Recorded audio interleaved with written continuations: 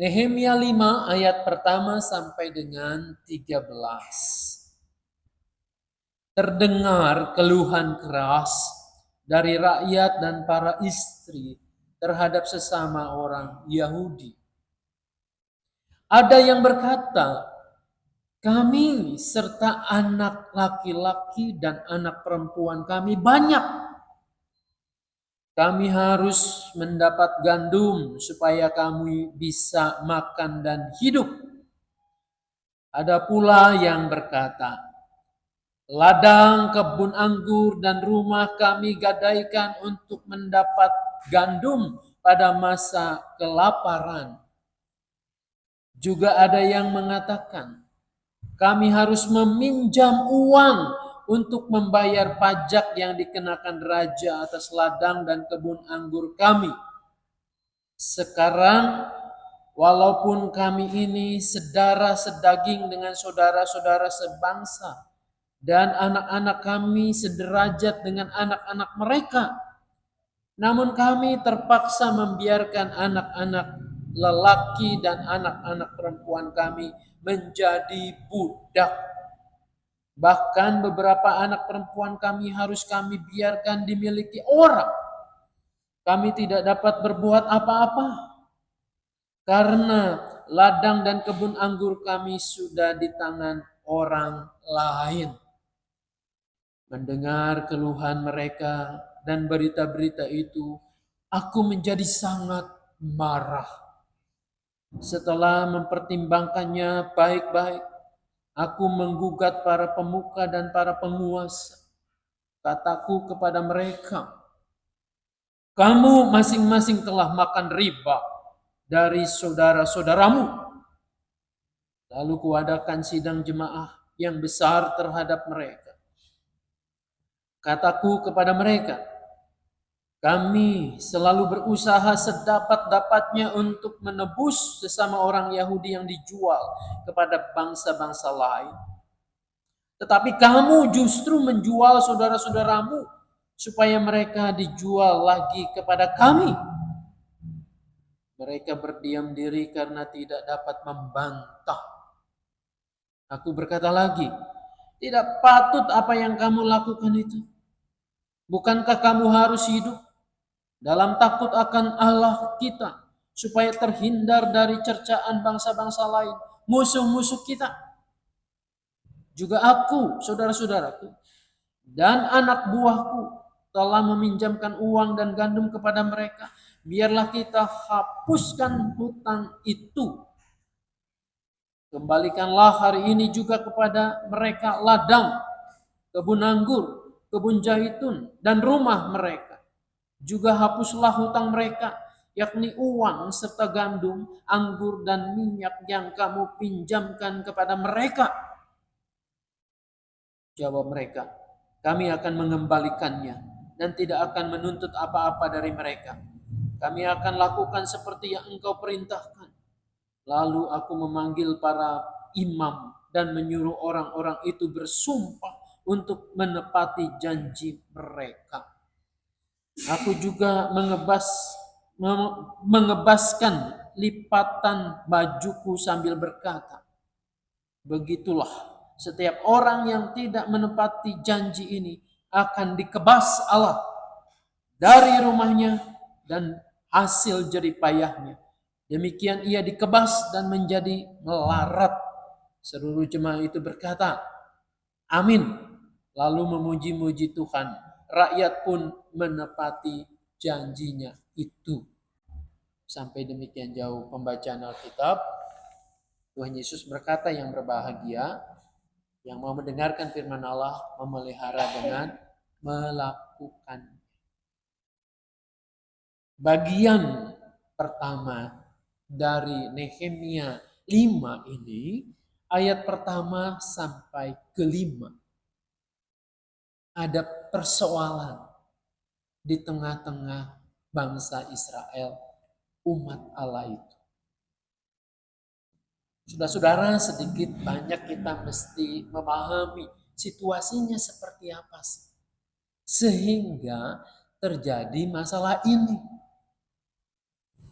Situasinya pada saat itu, bangsa Israel ini baru saja pulang dari negeri pembuangan di Babel. Raja Kores memberikan kesempatan melalui Nehemia untuk kembali membangun Yerusalem, membangun bait Allah, menata kehidupan yang sempat porak-poranda oleh dulu kekuasaan Babel.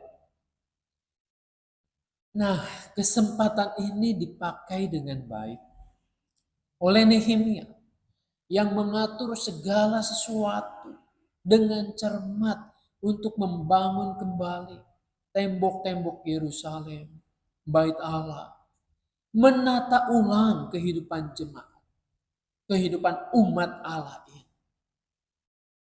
Nah, terjadilah masa-masa perbaikan itu. Masa-masa yang mulai tumbuh lagi. Tapi dalam keadaan yang seperti ini, yang terjadi adalah tetap saja naluri manusia, naluri umat itu untuk meraup segala sesuatu sebanyak-banyaknya untuk diri sendiri. Kesempatan yang berkuasa, mereka mementingkan kondisinya sendiri.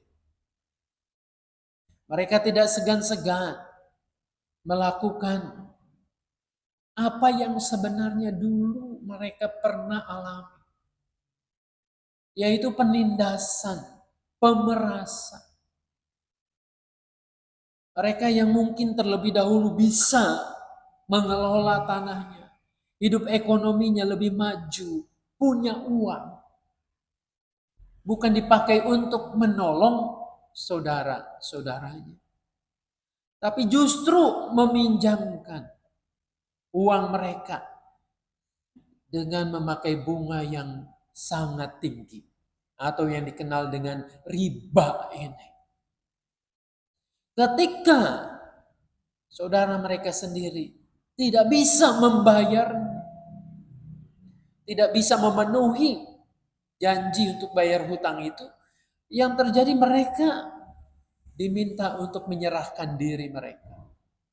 Untuk menyerahkan anak-anaknya, laki-laki dan anak-anaknya perempuan, dijadikan apa?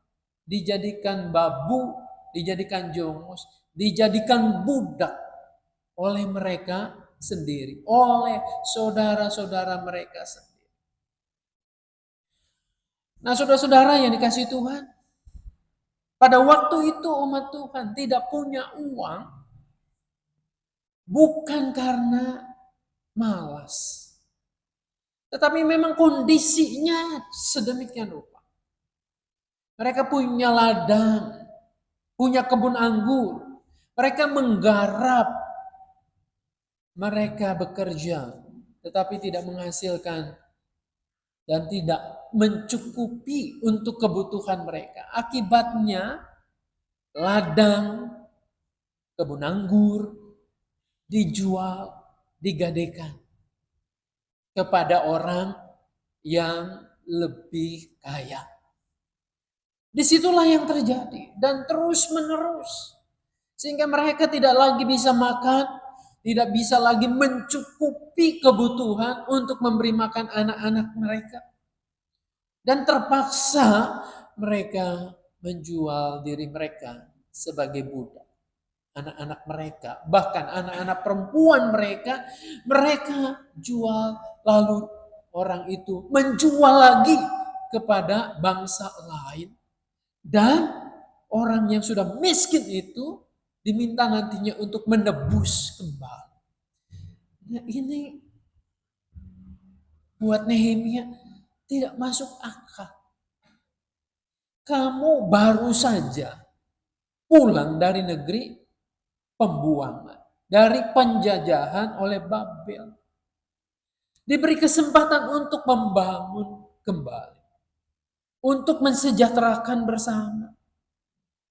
Tapi yang terjadi justru kamu yang punya kesempatan bukan menolong saudara-saudara, melainkan menindas, melainkan memanfaatkan.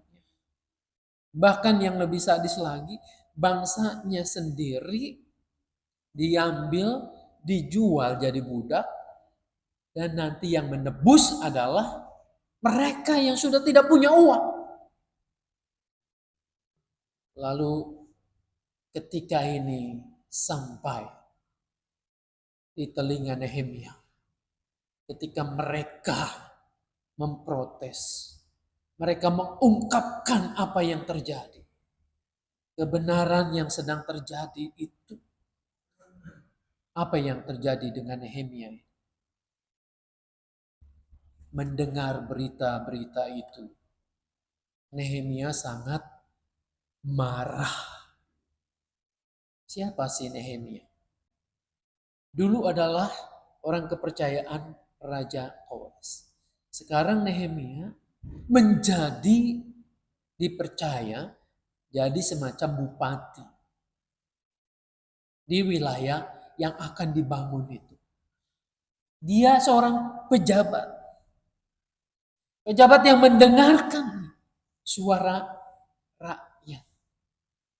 Jadi pejabat yang mendengarkan suara rakyat, pertama-tama ia akan marah karena ketidakadilan, karena penindasan, karena penyelewengan oleh rakyatnya, bangsanya sendiri.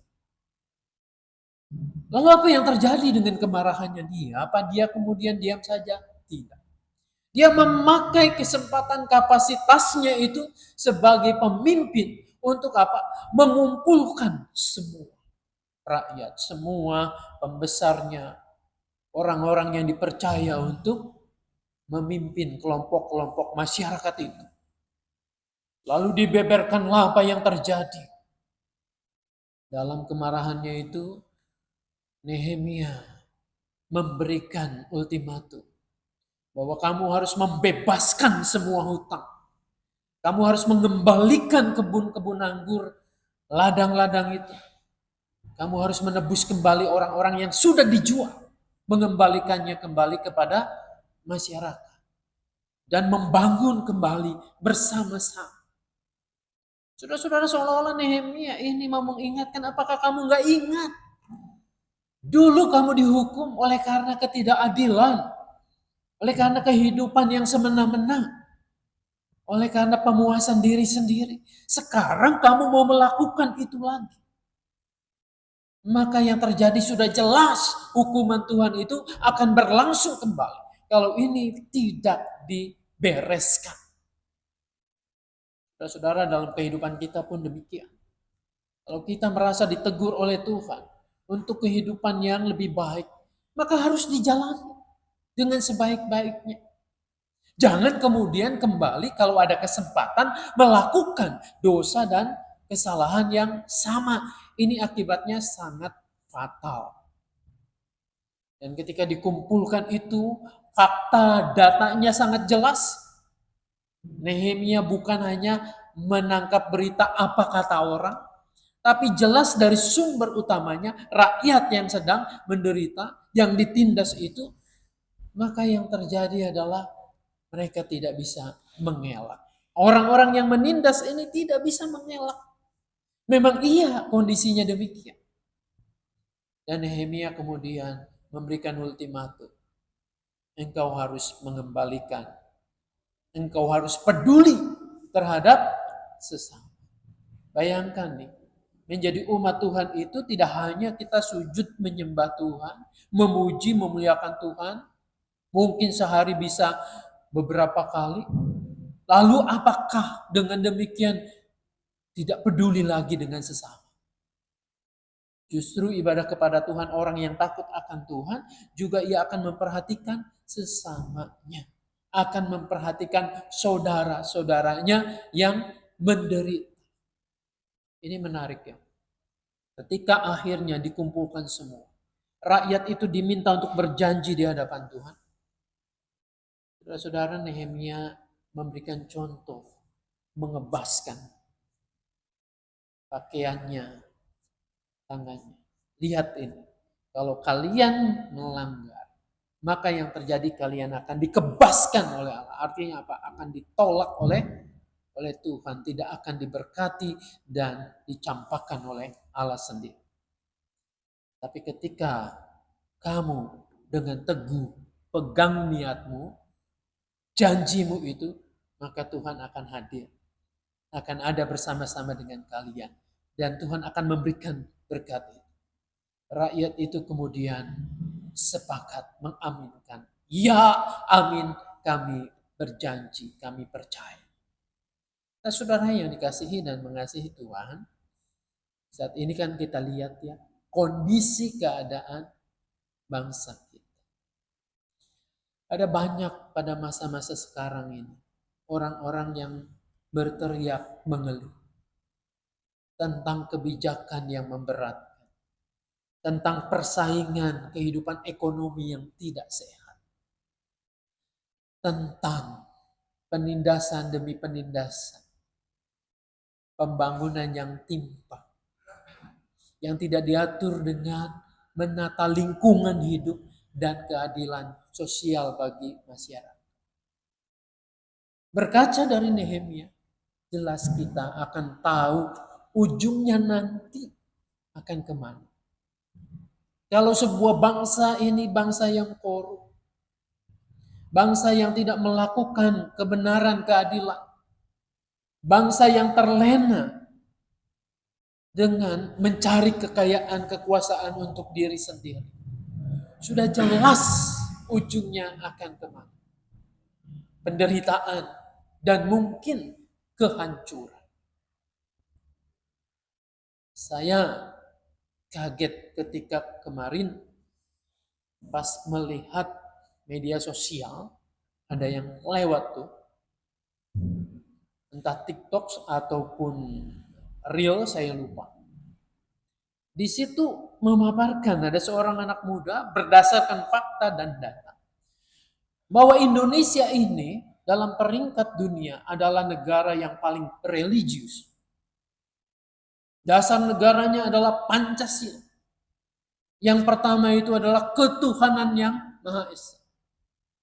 Orang di Indonesia ini kalau tidak punya agama yang diakui, maka rasanya tidak berhak untuk hidup di negeri ini, di Indonesia. Orang akan sangat mudah sekali tersinggung kalau kehidupan agamanya itu diusik. Kalau dinilai, oh ini sesuatu yang menistakan agama. Tapi ironisnya, negeri kita adalah salah satu bangsa yang paling korup di dunia. Negeri kita adalah bangsa yang sangat tidak toleran. Negeri kita adalah orang yang mudah untuk dihasut. Yang sangat rendah etika moralitasnya. Lalu pemuda ini memberikan contoh. Lihat kehidupan di jalan raya. Lihat sampah-sampah berserakan. Lihat hutan yang digunduli.